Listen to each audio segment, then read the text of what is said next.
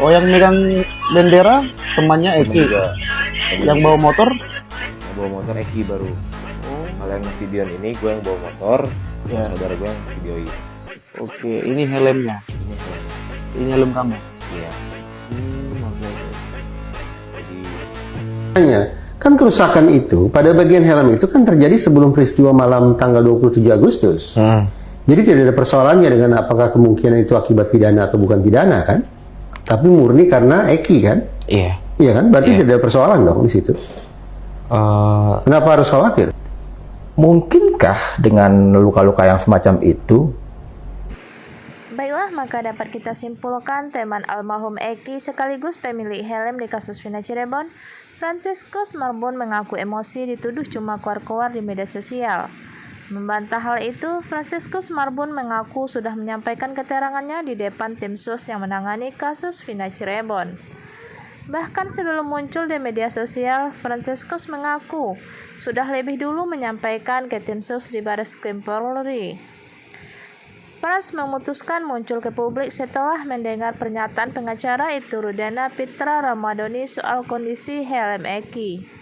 Pada pernyataannya itu, Pitra mengatakan kalau kondisi helm Eki pasca kejadian kasus Vina Cirebon tidak rusak.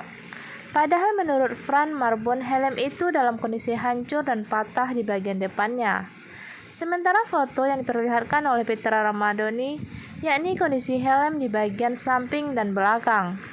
Kalau yang dilihatin sama dia jadi kayak helm half face, padahal itu helm full face, kata Fran dikutip dari YouTube Setia Bonar 17 Kamis 20 Agustus 2024.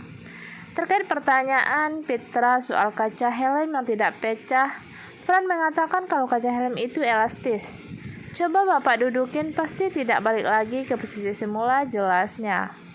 Fran pun emosi saat dibilang jangan keluar-keluar di media sosial. Sebab Pitra mengatakan kalau para saksi seharusnya menyampaikan fakta ke polisi, bukan bicara di media sosial.